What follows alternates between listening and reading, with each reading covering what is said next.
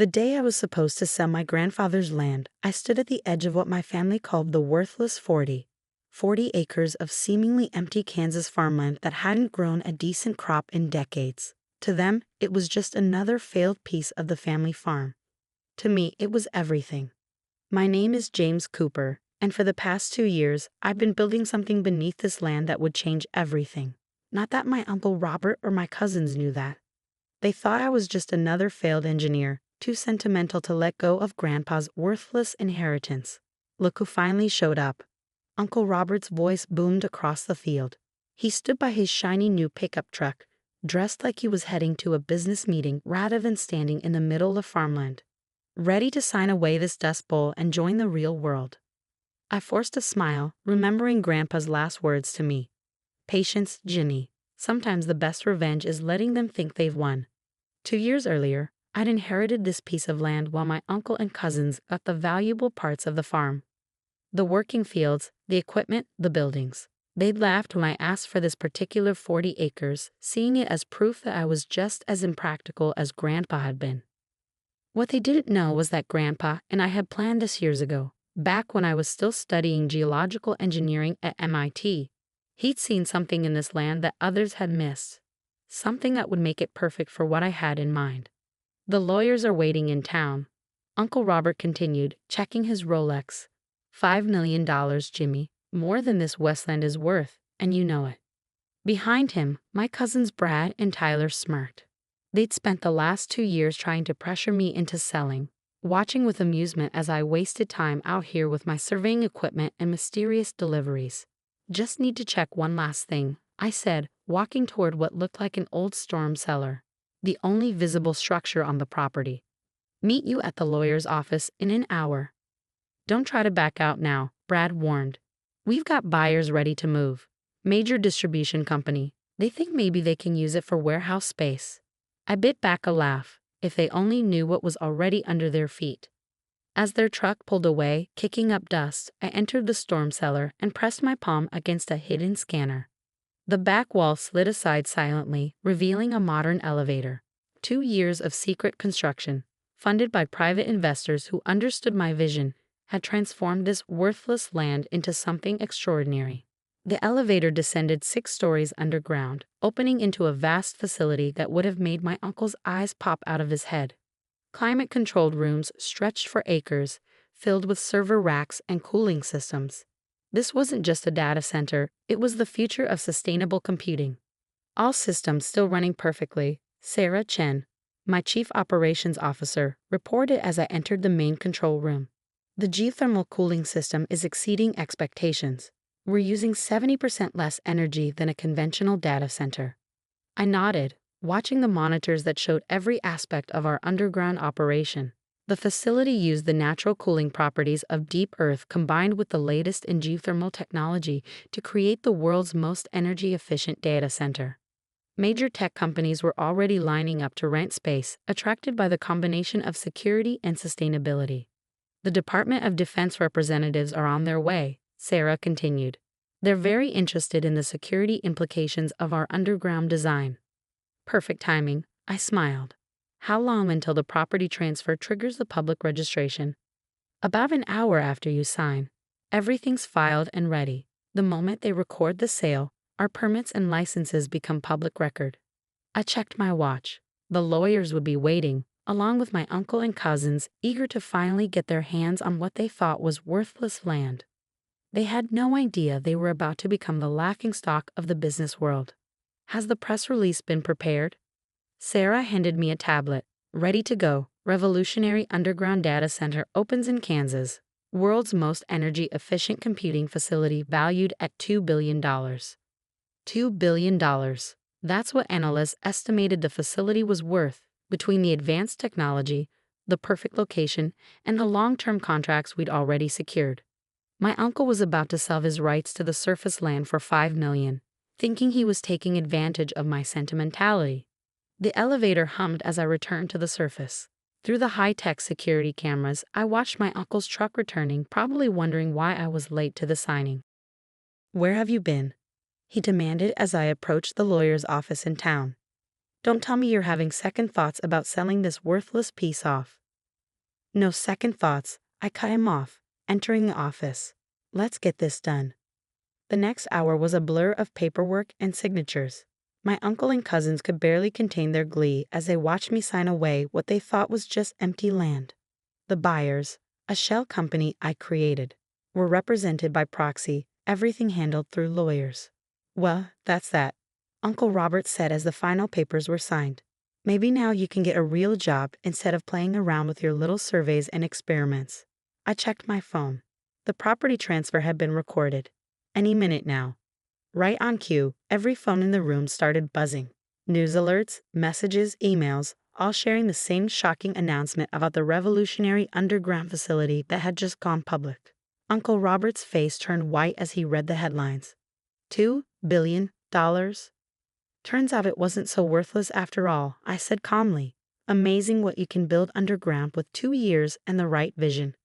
By the way, you might want to turn on the business news. I hear they're doing a special report on the future of sustainable computing. Brad grabbed his phone, frantically scrolling. This is impossible. We've been watching that land. There's nothing there. Nothing you could see, I corrected. But then, you never did look beyond the surface, did you? Too busy laughing at Grandpa's worthless inheritance to notice the geological surveys, the construction equipment, the power lines being laid. You can't do this, Tyler sputtered. We just sold our rights to the surface land, yes, for exactly what you thought it was worth. The underground facility. That belongs to Cooper Sustainable Technologies, my company. Built with private investment and fully permitted 2 years ago. Check the records. They're all public now. Uncle Robert slumped in his chair, realization dawning.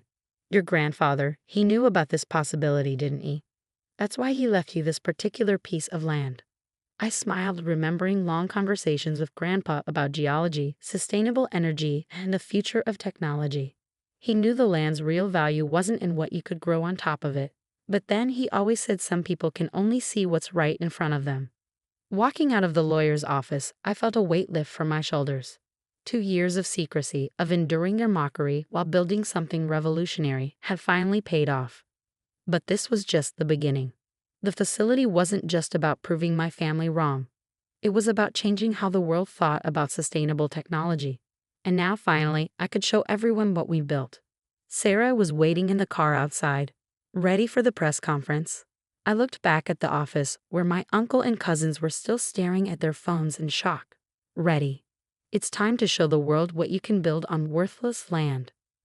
The press conference was held right on the property, with hundreds of reporters gathered around what appeared to be nothing more than an old storm cellar in an empty field. News helicopters circled overhead, trying to spot any sign of the revolutionary facility that had suddenly appeared in their business alerts. Ladies and gentlemen, I began, standing at a podium with Sarah beside me. Welcome to the future of sustainable computing. As if on cue, the ground began to vibrate slightly. Behind me, sections of the earth slowly separated, revealing massive glass panels set into the ground. Through them, reporters could see the first level of our facility, a stunning array of servers and cooling systems, all bathed in soft blue light. What you're seeing is just the surface. Quite literally, I continued. Cooper Sustainable Technologies has built the world's first underground geothermal data center, using the Earth's natural cooling properties to create the most energy-efficient computing facility ever designed. The crowd gasped as more panels opened, offering different views into the facility. Reporters frantically snapped photos while tech bloggers live-streamed everything. But how did you keep this secret? Someone shouted. This much construction. I smiled. Sometimes the best place to hide something is in plain sight. Every permit was filed legally, every construction phase documented. We just let people see what they expected to see, a worthless piece of land where nothing interesting could possibly be happening. From the back of the crowd, I spotted Uncle Robert and my cousins, their faces a mix of shock and growing comprehension.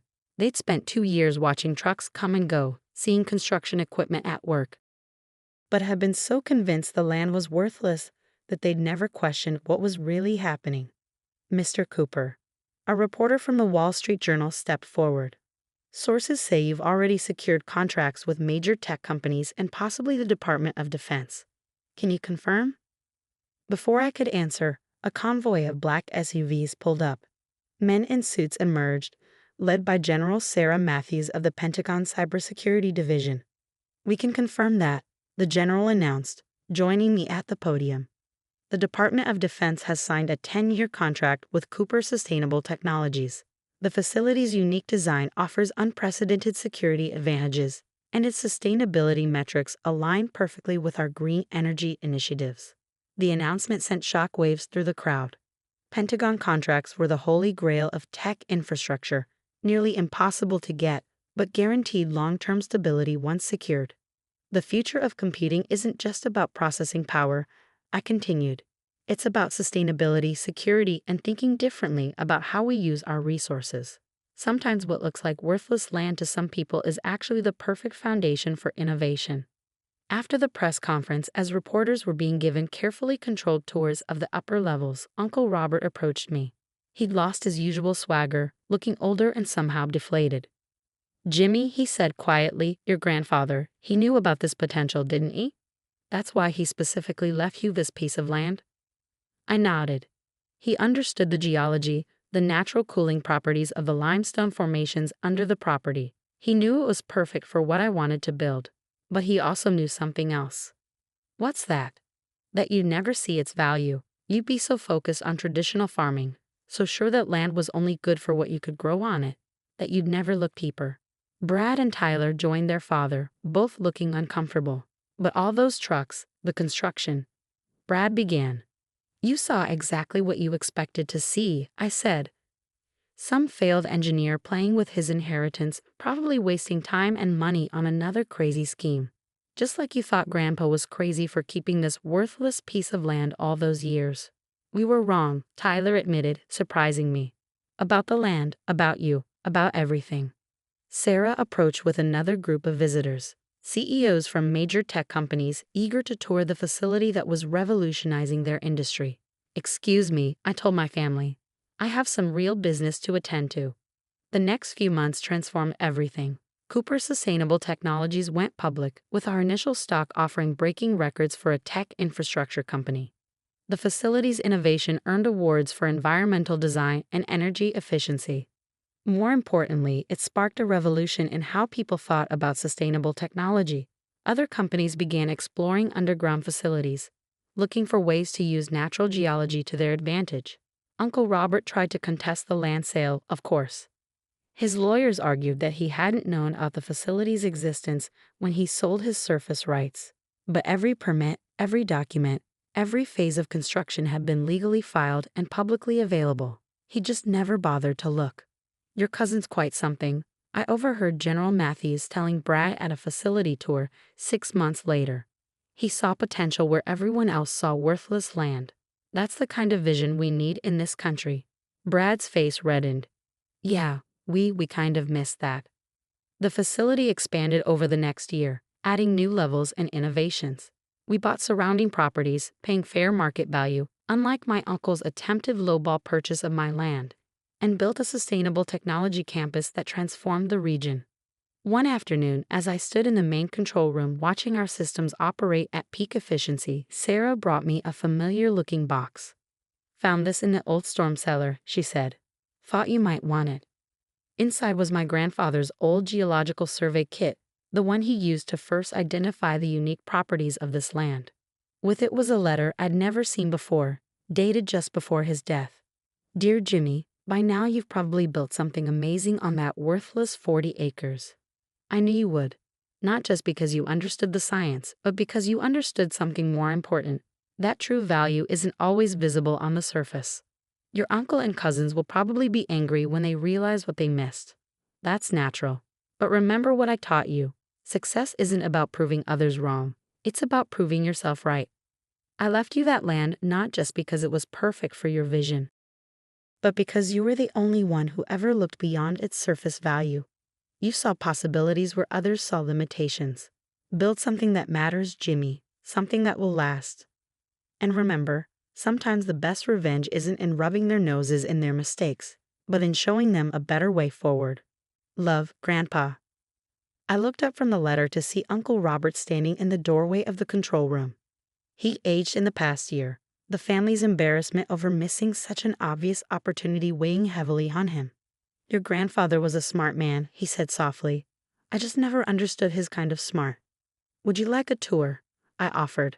A real one this time, not just the parts we show the press. He nodded, and for the next hour, I showed him everything. The innovative cooling systems, the geothermal generators, the security features that had impressed the Pentagon. For the first time, he actually listened. We were so wrong, he said finally, watching the servers hum efficiently in their underground home. Not just about the land, but about you. About everything. It's not about being wrong or right, I told him, remembering Grandpa's letter. It's about being willing to see possibilities. Sometimes they're hiding right under our feet. The facility continues to grow and innovate. We're developing new technologies, pushing the boundaries of sustainable computing. The Worthless 40 has become a symbol of innovation in the tech world. Brad and Tyler eventually came to work for the company, starting in entry-level positions and working their way up. They learned to see beyond the surface, to understand that true value isn't always in what's immediately visible. Uncle Robert retired from farming, but he often visits the facility, proudly telling visitors about his innovative nephew who saw possibility in worthless land. He's finally understood what Grandpa knew all along, that sometimes the best investments are in people who see things differently. Last week, a young engineer asked me for advice after a facility tour. Everyone says my ideas about sustainable technology are impractical, she said. They tell me to stick to conventional methods. I showed her Grandpa's old geological survey kit, still kept in my office as a reminder of where everything started. Let them think that, I told her. Sometimes the best innovations come from ideas others dismiss as worthless. Just remember to get all your permits filed properly and maybe keep a few secrets until you're ready to show the world what you've built. She smiled, understanding the lesson that had taken my family so long to learn. True value isn't always visible on the surface, and sometimes the most worthless things turn out to be priceless. As I write this from my office deep underground, watching the most advanced computing facility in the world operate with the efficiency Grandpa helped me envision, I think about how far we've come from that worthless piece of land. The future of sustainable technology continues to evolve, but one lesson remains constant. Never underestimate the value of looking deeper, of seeing possibility where others see nothing worth keeping. After all, sometimes the greatest innovations are built on the very things others dismiss as worthless. You just have to be willing to dig a little deeper to find them.